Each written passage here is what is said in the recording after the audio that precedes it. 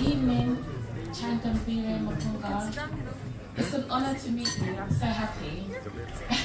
I'm so happy. I listened to you on YouTube. So when I saw this pop up, I was like, oh my gosh, I have to go. So I'm happy I'm here. So thank you for all your teachings, first of all. You have contributed to my consciousness, my awakening in a lot of ways, and I'm grateful to you. So one of the questions I wanted to ask was, how did you said you were a bishop for 33 years or 34 years in the church. What made you, how did you transition into, did you get a call awakening to African spirituality? And is that when your teachings began? And how come you're still called Joshua? That's a good question. No questions are off limits. Thank you. Life is a journey. When you are in kindergarten, you put on diapers. When you grow up, you throw away diapers and you start putting on trousers and dresses. The academic training that I had was institutionalized in terms of theology. All Christian theological institutions, they have a bias towards the denominational theology. So if you get to a Catholic church, you most likely going to study Catholic theology. You go to a Methodist church, you study Methodist, Lutheran, Episcopal, Evangelical, Jehovah's Witness, Mormon, Seventh-day Adventist, doesn't matter, Pentecostals, Charismatics. And that bias for me meant that either I was going to become a denominational theologian or I was going to become a professional theologian. By being professional, then you have to look beyond the walls of your denomination to find out the construction of dogma without the walls of your church. What does it look like? Whether it is theology itself, or it is anthropology, or Christology, or ecclesiology, or pneumatology, or eschatology, whatever ology, the seven fundamental frameworks of systematic theology. Then you ask yourself, what does Catholics say about this? What does Pentecostals say about this? And then you begin to see the disparities until I bound on 37,000 churches worldwide. One devil, one Bible. 37,000 interpretations, and every one of them thinks that they have the teeth. Now I want you to understand the amount of psychological disorder that gave me, which almost resulted in what I might call a cognitive dissonance, where what you are reading, for example, you are reading about the Sabbath in the Bible, and half of the churches don't even believe in the Bible, in the Sabbath. They believe on a Sunday thing, and there's an explanation for it. But you say, but it's here. Why here? And then you begin to distance yourself away from the churches. And you begin to find out maybe there is something much more fundamental than just the dogma. So that was the first one. And then which led me into the search for myself by starting to ask questions. Now I was reading wildly, and then concepts of Pan-Africanism started popping up. The Hebrew, I went into Hebrew faith also. I went into Jerusalem, lived with the Dimona, the Hebrew Israelites, and stuff like that. And then you begin to get into this space of the blackness of Jesus, which is a total distant branding from the mainstream churches, which is all the whitewashed kind of Jesus. Now that shook me at the beginning, but when I embraced that, then the hypocrisy of a religious system that is actually selling white propaganda started coming out much more clear. All our books have a white Jesus, the white Mary, and they become a bit chaotic. I took a small little branch into Rastafarianism a little bit. I went to Bobo Shante in Jamaica, the high priest there, searching. But my heart started settling when I finally walked into the cultural space. And then I started to learn that the best form of religion is humanity living in harmony with nature. Absolutely. Now, bugger off all the books. They're just books. But preservation of self, preservation of family and institutions, preservation of culture and land became the three doctrines which started to drive me towards the new perception, which you now see. Hence, in all my writings, you always hear me talk about water, talking about air, talking about land, and the symbiosis between those three elements becoming fundamental to the construct of the human existence, and the preservation of that becoming the core function of living. And that which is outside, it is what is inside, and what is above is what is below. And when you begin to get there, you find out churches make members, but culture makes people. African spirituality is not a theology or a religion, it is lifestyle. So when we're eating, it's a spiritual expression. When we sleep, it's a spiritual expression. When we wake up in the morning, greeting each other, it's a spiritual expression. When we plant, when we harvest, when we kill a cow, when we kill a goat, when we kill a chicken, when you are thatching a house or building a house, everything that you do becomes spiritual. Therefore, you don't memorize, you've never heard us as cultural people calling for a crusade. You know, come to baptize people into African culture. We don't need you here. You know, some people choose their paths, other people their path chooses them. In my case, my path chose me. I did not choose, it was against all odds. So 34 years later, I asked very terrible questions to the church. You know, if God wanted us in heaven, why did he put us here? That was one complicated question. The second question, if God and the devil are fighting in heaven, I'm a father. Why would I take the person that I failed to kill in the bush and I come and I put him in my blankets with my children? Is God okay? That he fights with the devil there. There are planets, universes, millions of galaxies. Why dump this devil here to terrorize us? And the third question was, well, is God happy when the black man is being beaten by a white man and he's just watching? Then the church wrote a letter to say, don't allow this man next to the pulpit again. And I was shown the door. Joshua is my grandfather's name, which he gave himself when he came from the German war.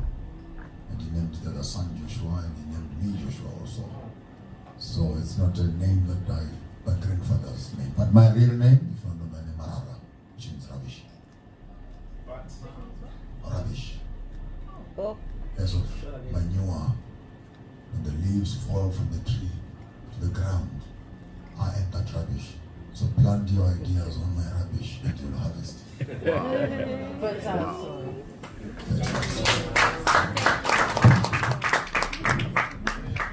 Great question. Great question. The yoke is on us, not to progress, meaning the West is on our backs, pinning us down. So my question is this. I've been listening to you yourself, PLO Lumumba, yeah, and the rest. And take on what you guys are saying. So my question is this. Do you think there will be a time when Africa will be free and make judgment and decision on themselves, by themselves and for themselves, without the intervention or the say-so of the West? Do you think there will be a time when Africa will be truly independent? Because we are quasi-independent, we are not independent as far as I'm concerned. And I'm from Sierra Leone. My first lady said, I don't know if you guys have seen it on YouTube. I've met her. When any president comes in, they will send somebody, you have to do this and this, if not, it will make hell for you. So do you think there will be a time when Africa will be truly free? Thank you. Long life is not a blessing to a wicked person. For the liberation of Africa, we may need to conduct a few funerals, particularly to the old blocks, Yep. the old wood. Yep. We are the weakest link. We are the weakest link, our generation. Yep. Yep. Because we want to do the European thing, but we claim to be doing the African thing also. So even at the moment of assuming power, all the presidents were blaming, they're just like all of us. They want Nike, just like you. They want Moet, just like you. They want champagne, just like you. They want to play golf in Dubai, just like you. Yep. Literally every community deserves what it produces.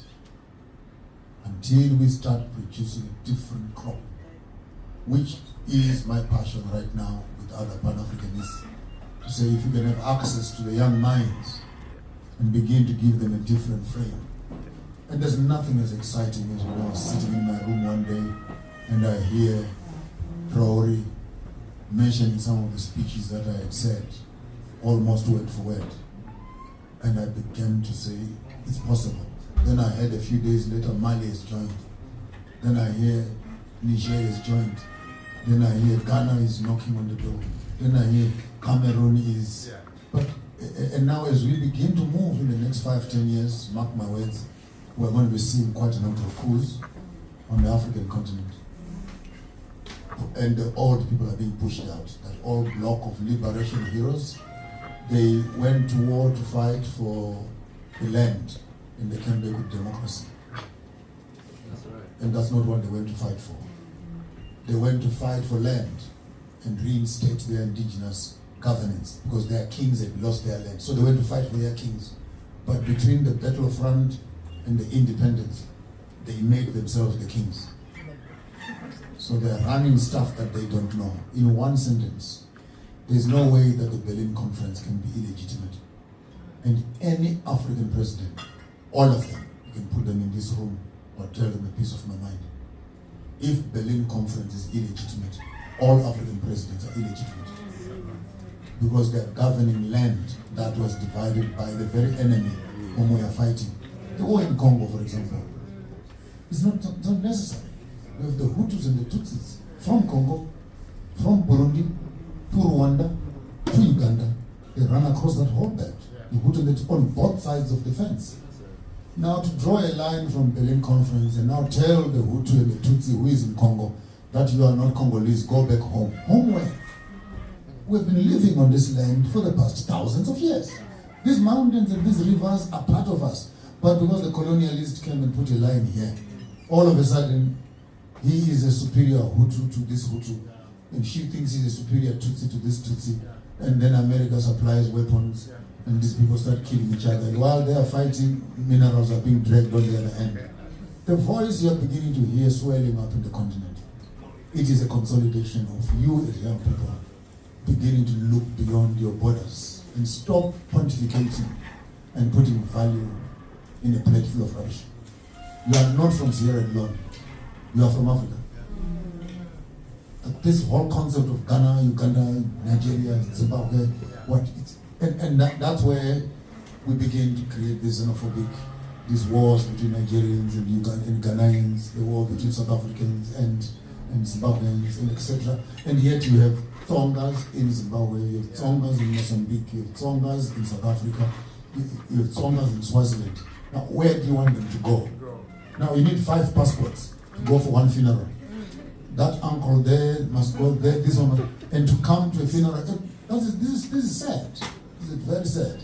So the unification of Africa, there's a strategy that I put together in a book. Some of you might want to be lucky to order that one. It's on Amazon, I think, also, or whatever. It's entitled African Questions, African Solutions, where we went on to outline one army, one currency, borderless Africa, one passport, one national army, one satellite, and a proper strategy that we need to start propaganda, proper propaganda, and colonize ourselves as Africans with our own propaganda. It is only then that we can begin to mobilize each other towards a common goal. And right now, if you can ask me to do a campaign, I can start a campaign for Ibrahim Traore to become the president of Africa. Why? He echoes what every young African dreams of. And we like it or not, he has become a benchmark to all African leadership. So even now, any African president whom we see walking with Langley, that monkey there, or we hear that you have some private meetings with Macron, is it Macaroni or Macron? Macaroni. You can be very sure that you are punching holes in your political career because the youth are becoming impatient with the bureaucratic West. So yes, I see a day, and it has actually come faster than I thought. And with the joining up of these 4 countries, as of yesterday, good news, Botswana has just ordered also the American embassy and American military base, close shop and go home. Now, you begin to see those gestures. They're small little sparks of life on an animal we thought it was long dead. And when I was mentioning the Zimbabwe story, that we have taken land, all we are waiting for now is another country to copy that. When Botswana does something that is right, we copy that. When Burkina Faso does something right, we copy that. Like Nandi in Namibia, I was there doing their campaign for their elections. Immediately after the elections, visa requirements for all Americans, as you require from us, we require from you. And he has taken all the mining of the gold and the oil in the country from the Americans and put it back in their office. And so Americans have been told gently, please pack your bags and go home, apply like everybody else. When we want you, we'll call you. So you begin to hear that language, cross-pollinating. And hence, you must be very careful as Africans. Let us start filling up even social media space with positive propaganda.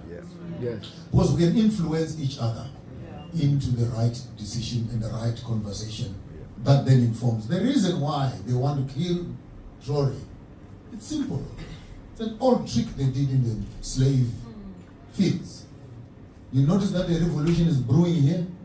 Don't waste time. Get that guy there, the strongest among them. That one there at the door. Now cut him to pieces. Humiliate him.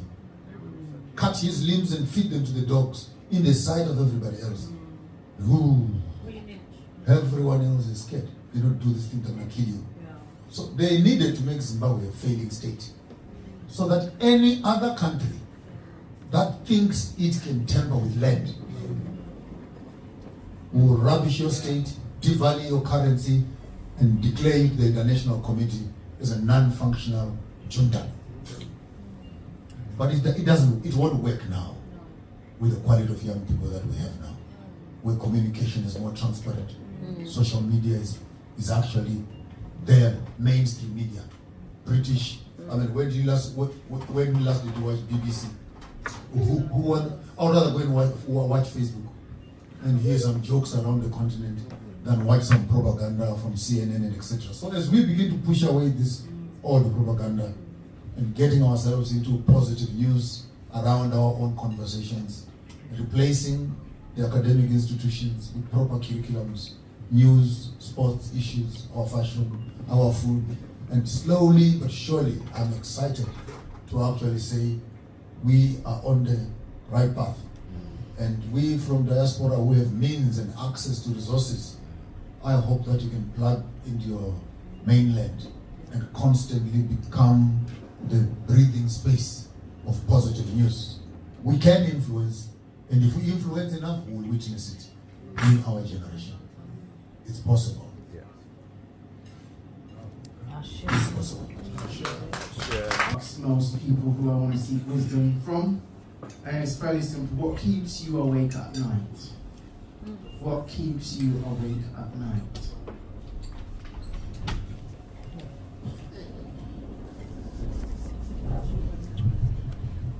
The fear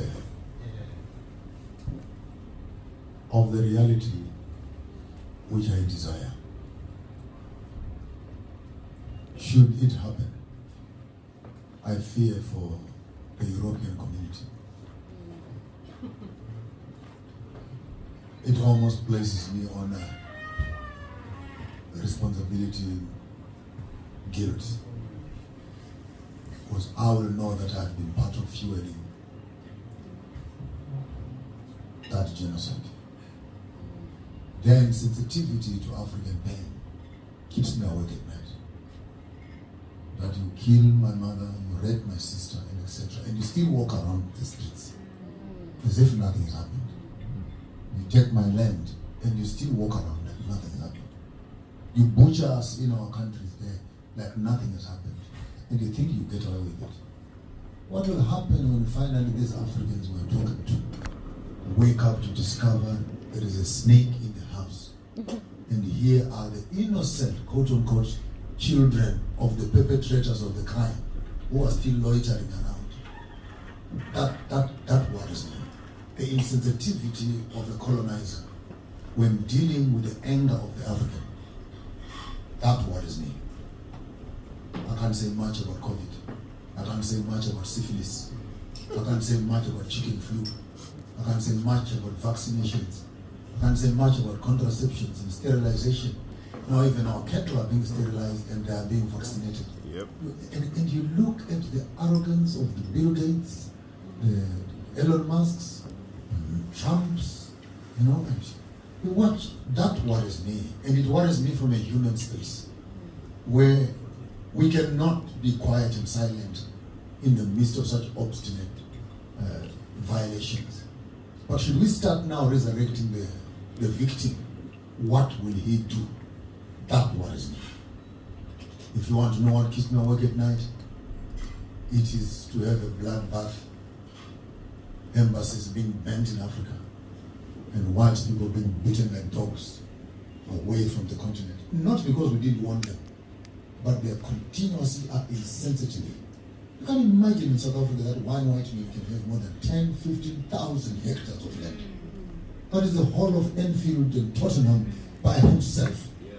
And all Africans, 1 million of them in Alexander, bundled within a space of half a kilometer by half a kilometer.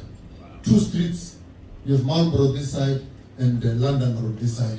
Between those 2 streets in Jaksay River, you have more than 1 million people there, if not 1.5 million. Creme living in cardboard boxes on top of each other. Yet across the road, it worries me, because one day this race that has been oppressed this long will get up under the table and the party will be over. When that day happens, I don't know where I'll be standing, because it will be me again, because of my sensitive heart, who will be standing in front of our people and say, hey guys, calm down. So I'm aware that I'm holding this matchstick, I'm starting this fire, but once the fire starts burning, I am worried. It will kick again into my human heart. So I have a conflict in my spirit. Do I really unleash this? And whatever happens, or do I blow hot air and cold air? So yeah, I hope you hear what I'm trying to say. Now that's my worry. That's my intellectual worry. But as for the rest of it, I think I worry which next cave am I going to sleep in. What your views are on Africa for Africans. Because as we know now, especially in your neck of the woods, in southern Africa, we have blonde, blue-eyed people saying they're Zimbabwe. And in the east, we have Indian people telling they're Kenyan. And immediately that tells them, no, you're not. You're an Indian born in Kenya.